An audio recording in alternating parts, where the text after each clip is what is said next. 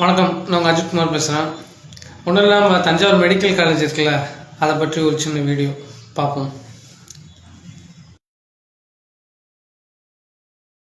இதுதான் நம்ம Thanjavur medical college மருத்துவமனை. பார்த்துங்க, நல்லா பாருங்கள்.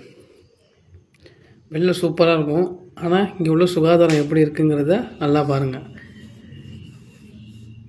பார்த்திங்களா, இந்த ஸ்ட்ரெச்சர் எப்படி இருக்குன்னு பார்த்துங்க. அப்புறம் இந்த வராண்டாவில் எச்சு துப்பி போட்டிருக்காங்க, எல்லாம் எச்சு துப்புறாங்க. ஆனால் இது மக்கள் மேலே தப்பு நான் இல்லைன்னு சொல்ல வரல. அவங்க அந்த கட்டடம் எப்படி இருக்குது பாருங்கள், நல்லா பார்த்துங்க. எச்சு துப்புறாங்க. அந்த துப்புற மக்களை யாரும் கேட்கல, அதுவும் இங்கே சுத்தமும் பண்ணலை. ஒரு சுகாதாரம் எப்படி இருக்கணும்னா சுகாதாரமாக இருக்கணும், சுகாதார நிலையம். ஆனால் இங்கே அப்படி இல்லை. நல்லா பாருங்கள், பாத்ரூமில் தண்ணி இல்லை, தாப்பா இல்லை, ரைட்டுங்களா? அப்புறம் வேறு என்ன, இந்த வழியாக தான் டாக்டர்ஸ் போகிறாங்க, நோயாளிகளும் போகிறாங்க. ஆனால் அவங்க இது வரைக்கும் எந்த ஒரு ஆள்கிட்டையும் கம்ப்ளைண்ட் பண்ணல, ரைட்டுங்களா?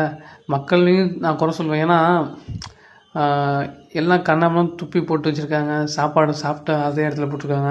இதுக்கெலாம் என்ன காரணம்? அங்கே ஒரு டஸ்ட்பின்ஸ் கூட இல்லை, ஒரு குப்பை தொட்டி கூட இல்லை. அதனால தான் அப்படி போட்டு வச்சுருக்காங்க. பாத்ரூமில் உள்ள தண்ணி இங்கே இருங்க, எப்படி இருக்குது பாருங்கள். தண்ணியெல்லாம் வெளில நிற்கிது, ஒரே யூரின் ஸ்மெல்லு. இப்போ இங்கே வேலை செய்கிறவங்கள நான் தப்பு சொல்ல மாட்டேன். ஏன்னா அவங்கள வழிநடத்துகிற ஒரு சூப்பர்வைசர்னு ஒருத்தவங்க இருப்பாங்கள்ல, அவங்க என்ன பண்ணிகிட்ருக்காங்க. அப்புறம் அந்த டீன் என்ன பண்ணுறாரு, அந்த காலேஜ் அந்த ஹாஸ்பிட்டலுக்கே மருத்துவமனைக்கே அவர் தான் ஹெட்டு. அப்படின்னா அவர் தான் எல்லாத்தையுமே இது பண்ணணும். அவர் என்ன பண்ணுறாரு, ஒரு சுகாதாரத்துறை அமைச்சர் ஒவ்வொரு மருத்துவமனைக்கும் விசிட்டிங் வரணும், பார்க்கணும் எப்படி இருக்குது, எல்லாம் ஓகேவா அப்படின்னு பார்க்கணும். அது இதை பார்த்தாங்களா? எதுவுமே பார்க்கல. இதில் எம்பி அங்கே தான் இருக்காங்க, தஞ்சாவூரில் தான் இருக்காங்க. என்னத்தை செய்கிறாங்க?